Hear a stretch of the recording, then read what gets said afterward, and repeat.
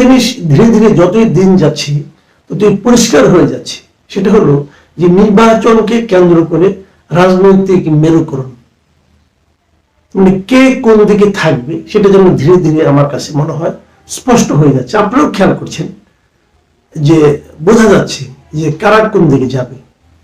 এখন এই সময়ে যে দুটো বিষয় নিয়ে বেশ ক্লিয়ার হয়ে গেছে অবস্থানটা, সেই বিষয় দুটো হলো গিয়ে যে নির্বাচনটা কবে হবে, নির্বাচনটা কি দ্রুতই হওয়া দরকার নাকি দেরিতে হওয়া দরকার। আরেকটি বিষয় হলো যে নির্বাচনের আগে সংস্কারটা হবে কিভাবে হবে, সংস্কারটা জরুরি নাকি নির্বাচনটা জরুরি নাকি দুটোই জরুরি। এই প্রশ্নগুলো নিয়ে বিভক্তিটা আমি দেখতে পাচ্ছি।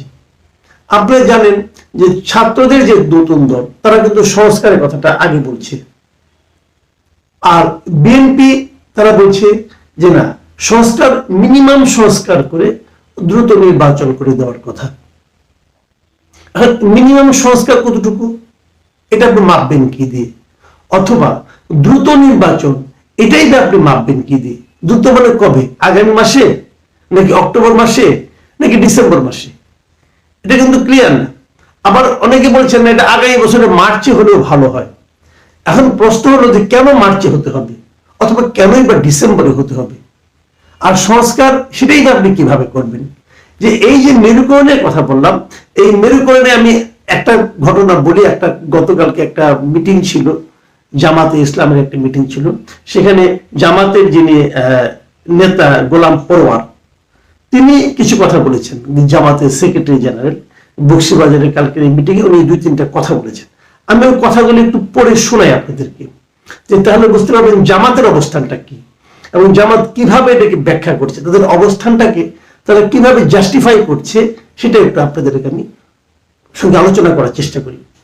জামাতের এই যে সেক্রেটারি জেনারেল মিয়া গোলাম পরোয়ার, উনি বলেছেন যে অন্তর্বর্তীকালীন সরকার নির্বাচনের দিকে এগোচ্ছে, কিন্তু একটি গোষ্ঠী চাইছে এখনই নির্বাচন দিতে। তাদের দাবি হচ্ছে সংস্কারের কোনো দরকার নেই, নির্বাচন দাও, আমরা ক্ষমতায় যাই। মিয়া গোলাম পরোয়ার যে কথাটা বলেছেন, এই কথাটা কি প্রকৃত বাস্তবতাকে তুলে আনে? এটা কি প্রকৃত বাস্তবতার প্রতিফলন? আমি মনে করি না।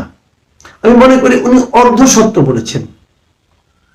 আপনি এমন কোন একটা দলকে দেখাতে পারবেন না বর্তমানে বাংলাদেশের প্রচলিত রাজনৈতিক দলগুলোর মধ্যে যে যারা বলেছে যে সংস্কারের কোনো দরকার নাই, এখনই নির্বাচন দাও। এ কথা কেউ বলেনি, কোন একটা পলিটিক্যাল পার্টি বলে নাই। তো উনি কোথায় পেলেন এই কথাটা? কেউ হয়তো বলেছে যে সংস্কার একটা চলমান প্রক্রিয়া, এটার শেষ নাই, এটা হয়তো পরে হবে, এখন মিনিমাম সংস্কার করে নির্বাচন হোক, এটা অনেকে বলেছে। কিন্তু কোন সংস্কারের দরকার নাই, এখনই নির্বাচন দাও, এই কথাটা আমি অন্তত পক্ষে শুনিনি। মিয়া গোলাম পরোয়ার উনি কোথায় শুনলেন? উনি জামাতে ইসলাম, যে দলটা ইসলামের কথা বলে, সেই দলের উনি সেক্রেটারি জেনারেল। ইসলামকে এটা বলে যে কারোর কথা তুমি বিকৃত করে উচ্চারণ করো, কারোর কথা যে যে কথাটা বলেনি সেই কথাটা তার মুখ দিয়ে তুমি বলাও, বলে ইসলাম এটা? তো মিয়া গোলাম পরোয়ার রাজনীতির স্বার্থে, রাজনীতির জন্য এই ধরনের কথা বলেন কেন? কি বলেছেন মিয়া গোলাম পরোয়ারকে আমি জানতে চাই। আপনি প্লিজ আমাকে বলেন, জনগণকে বলেন যে কোন দল বলেছে অথবা কে বলেছে এই সংস্কারের কোনো দরকার নাই, এখন নির্বাচন দাও? কে বলেছে ভাই? বলতে পারবেন না। কাজে এই ধরনের কথা কেউ বলেনি। কিন্তু উনি বললেন কেন? উনি বলতে চাইলেন যে এটা নয় যে ওনারা সংস্কার চান, খুব ভালো। আবার এখানে যে আবার আরেকটা কথা আমি বলি, সে কথাটা উনি ওনার এই বক্তব্য বলেছেন যে যারা বলে ক্ষমতায় গিয়ে সংস্কার করবে তারা ক্ষমতায় থাকতে কি করেছে। এটা কিন্তু একটা গুরুত্বপূর্ণ প্রশ্ন আমি মনে করি। আসলেই তো যারা এখন বলছে যে আমরা ক্ষমতায় যাওয়ার পর নির্বাচন করব, ক্ষমতায় যাওয়ার পর সংস্কার করব, তো তারা যখন ক্ষমতায় ছিল তখন কেন সংস্কার করেনি? দেখুন, মিয়া গোলাম পরোয়ারের এই বক্তব্যটাও কিন্তু আমার কাছে মনে হয় খুবই মিসলিডিং বক্তব্য। মিসলিডিং বললাম এ কারণে যে আপনি আগে যা করেননি, যখন আপনি ক্ষমতায় ছিলেন তখন আপনি যা করেননি, সেই কাজটা আপনি এখন করবেন না, এটা আপনি কি করে বুঝবেন? একটা পলিটিক্যাল পার্টি কি সারা সময়, সারা জীবন, অনন্তকাল ধরে একইভাবে চলে? সেই পলিটিক্যাল পার্টির নেতৃত্বের পরিবর্তনের সঙ্গে সঙ্গে অথবা সময়ের পরিবর্তনের সঙ্গে সঙ্গে সেই পলিটিক্যাল পার্টিটা কি তাদের চিন্তা ভাবনা, চেতনায়, কর্মকাণ্ডে চেঞ্জ আনে না? না আনলে তো পার্টি হারিয়ে যাবে। ভাবুন, আমি উদাহরণ দিতে পারি, আমি ওনার পার্টি দিয়ে আগে উদাহরণ দিই। 71 সালে ওনার জামাত ইসলাম যে ভাবনাগুলি ভাবতো, এখন কি তাই ভাবে? 71 সালে ওনারা বাংলাদেশ কনসেপ্টেরই বিরোধী ছিল, ওনারা চাননি যে বাংলাদেশ হোক। এখন তো ওনারা বাংলাদেশের মধ্যে রাজনীতি করছেন, তাহলে এখনো কি ওনারা চান না যে বাংলাদেশ থাকুক? ওনারা কি সেটা বলবেন? বলুন, ওনারা বলবেন? আমার তো মনে হয় বলবেন না। আমার তো মনে হয় এখন ওনারা পাকিস্তানের রাজনীতি আর করতে চাচ্ছেন না, ওনারা বাংলাদেশের রাজনীতি করেন। আচ্ছা, ধরুন আওয়ামী লীগের কথা। আওয়ামী লীগ 71 সালে যে চিন্তাগুলি করত, আওয়ামী লীগ বঙ্গবন্ধুর আমলে যে চিন্তাগুলি করত, আওয়ামী লীগ কি শেখ হাসিনার আমলে সে একই চিন্তা করত? শেখ হাসিনা যেভাবে আওয়ামী লীগকে গত 15 বছর চালিয়েছেন, আওয়ামী লীগের অনেক নেতা আছেন, সিনিয়র লিডার আছেন, তারা কি এটাকে পছন্দ করতেন? অথবা আগামী দিনের আওয়ামী লীগ কি শেখ হাসিনার মতো করেই চলবে? অথবা ধরুন বিএনপির কথা, এই বিএনপির দিকে তাকিয়ে দেখুন। বিএনপি এখন রাষ্ট্র সংস্কারের জন্য 31 দফা দিয়েছে, এবং এই 31 দফা নিয়ে তারা যে খুবই সিরিয়াস, সেটা কিন্তু আমরা টের পাচ্ছি। এই বিএনপি কি কখনো এর আগে যতবার তারা ক্ষমতায় ছিল, কি জিয়া রহমানের আমলে, কি খালেদা জিয়ার আমলে? খালেদা জিয়া তো 2বার ক্ষমতায় ছিলেন, 91 থেকে 96, 2001 থেকে 2006। সেই সময় কি ওনারা রাষ্ট্র সংস্কারের কথা ভেবেছিলেন? ভাবেননি তো। রাষ্ট্র সংস্কারের যে 31 দফা, এর অনেক দফা বিএনপির চিন্তাতে আগে ছিল, ওরা কখনো উচ্চারণ করেনি। বিএনপি কি ওরা রাজনীতিতে পরিবর্তন আনেনি? তাহলে যারা আগে পরিবর্তন করেনি তারা এখনো পরিবর্তন করবে না, এই কথাটাকে বলাটা জাস্টিফাইড হলো? হলো না। তাহলে উনি এটা বললেন কেন? উনি বললেন এই কারণে যে যারা আগে একবার একাধিকবার ক্ষমতায় ছিল, তাদেরকে, তাদের ব্যাপারে সাধারণ মানুষের মনকে বিষিয়ে দেওয়ার জন্য জামাতের সেক্রেটারি জেনারেল এই কথাগুলো বলেছেন। এগুলি নিছকই রাজনৈতিক বক্তব্য, যা নাকি অর্ধ সত্যের উপর প্রতিষ্ঠিত। তো আপনারা ক্ষমতায় যদি যেতে চান, আপনারা নিজেরা কি ভালো কাজ করবেন সেগুলো বলুন। যেগুলো বলেছেন উনি, ইসলামী জীবনধারা কায়েম করবেন, অমুক করবেন, তমুক করবেন, এগুলো বলেছেন। এটা হলো আপনাদের রাজনীতি।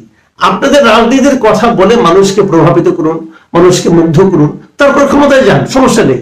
অন্যের গীবত করে কেন? অন্যরা কি পারেনি? বিএনপি ক্ষমতায় থাকতে কি পারেনি? আওয়ামী লীগ ক্ষমতায় থাকতে কি পারেনি? জাতীয় পার্টি ক্ষমতায় থাকতে কি পারেনি? সেগুলো তো দেশের মানুষ জানে, আপনাকে নতুন করে জানাতে হবে না। কারণ আপনি যখন জানাবেন, তখন তো আপনি আপনার মতো করে জানাবেন। কিছু সত্যকে বলবেন, কিছু সত্যকে ঢাকবেন, এভাবে বলবেন, যেটা বলা উচিত না, কিন্তু সেটা আপনি বলছেন। তো এই জায়গাগুলোতে কিন্তু আমি মনে করি জনগণকে দয়া করে বিভ্রান্ত করার চেষ্টা করবেন না। যারা আগে করেনি তারা আগামীতে করতে পারে। আমি যদি উল্টো ভাবে বলি, যারা আগে করেনি, যে ভুল তারা করেছে, সেই ভুলের উপর শিক্ষা নিয়ে, ভুল করলে কি লস হয় তারা দেখেছে, দেখে সেখান থেকে শিক্ষা নিয়ে তারা নতুন ভাবে করবে।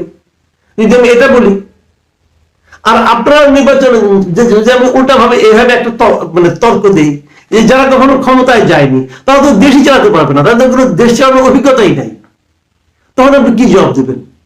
কাজে এরকম ভাবে না। বিষয়টা হলো যে আপনি আপনার কথা বলুন, যে আপনি গেলে কি করবেন সেটা বলুন। আর আরেকটা কথা যে বলে আমি শেষ করব, বারবার বলা হচ্ছে যে আগে সংস্কার পরে নির্বাচন। ধরে নিলাম আগে সংস্কারটা ভালো। এখন বলুন তো, সংস্কার জিনিসটা কি? সংস্কারটা কে করবে? সংস্কারটা কে করবে? এবং সংস্কারের জন্য এর মধ্যে আমরা কতগুলি সংস্কার রিপোর্ট পেয়েছি। বিভিন্ন এনজিও প্রতিনিধিরা মিলে একটা রিপোর্ট বানিয়েছে, এনজিও এবং আমলারা মিলে। সেটা খুব ভালো কিছু রিপোর্ট হয়েছে। কোন রিপোর্টটা, কোন সংস্কারের রিপোর্টটা আপনাদের কাছে অসাধারণ মনে হয়? যে সংস্কারের রিপোর্টগুলি করা হয়েছে সেগুলো কি জামাতের পক্ষে হুবহু মানা সম্ভব? তারপর এগুলো নিয়ে কিন্তু আলোচনা হবে, প্রত্যেকটা পলিটিক্যাল পার্টির সঙ্গে তারা বসবে, কি কি যেন টিক চিহ্ন দেওয়ার কথা বলছে, যে ওই টিক চিহ্ন দিয়ে দিয়ে বলবে কে কোনটা রাজি কে কোনটা রাজি না। ভালো, আমার কাছে এই পদ্ধতির একদম খারাপ মনে হয়নি, কিন্তু এই পদ্ধতির অনেক সীমাবদ্ধতা আছে।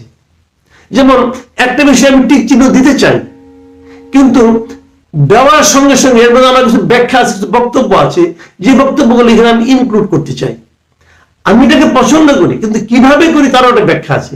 যেমন বলা হলো যে ধরা যাক এই যে প্রাদেশিক আপনার প্রশাসন সংস্কারে বলা হয়েছে দেশে কয়েকটা প্রদেশ করা হবে। হয়তো আমি প্রদেশ চাই, কিন্তু কিভাবে চাই সেই ব্যাখ্যাটা আমি প্রদেশ চাই, চাওয়া মানে কি তাদের মতো করে চাই, কিন্তু এই ব্যাখ্যাটা প্রয়োজন। এটা কেবল টিক চিহ্নের উপর হয় না। এখন একজন টিচার মানুষ, একজন টিচার বিদেশ থেকে এসেছেন, উনি এসে এগুলো প্রবর্তন করছেন, টিক চিহ্ন দাও, তো ঠিক আছে উনি করেছেন। তো এখন এই সংস্কার করলে কি দেশের সব ব্যস্ত হয়ে যাবে? সেটাও বলুন। সংস্কার আপনার যাদের যে সংস্কার প্রস্তাবগুলো এসেছে, সেই সংস্কার প্রস্তাবগুলো কি আনপ্যারালাল, খুব ভালো প্রস্তাব। কারা করেছে প্রস্তাবগুলো? তাদের কি দেশ পরিচালনার কোনো অভিজ্ঞতা আছে? তারা তো দেশে ভোটই দেন না, ভোট দেন আমেরিকায়। তো তারা কি দেশে মানুষের পালস কি করে বুঝবেন? তো এরকম ভাবে সংস্কার মানেই যে একটা মহাত্ম বস্তু হয়ে গেল, সংস্কার মানেই যে একটা সর্বরোগের ওষুধ হয়ে গেল, তাও কিন্তু নয়। সংস্কারটা আসবে গণমানুষের কাছ থেকে। গণমানুষের ইনভলভমেন্ট কোথায়?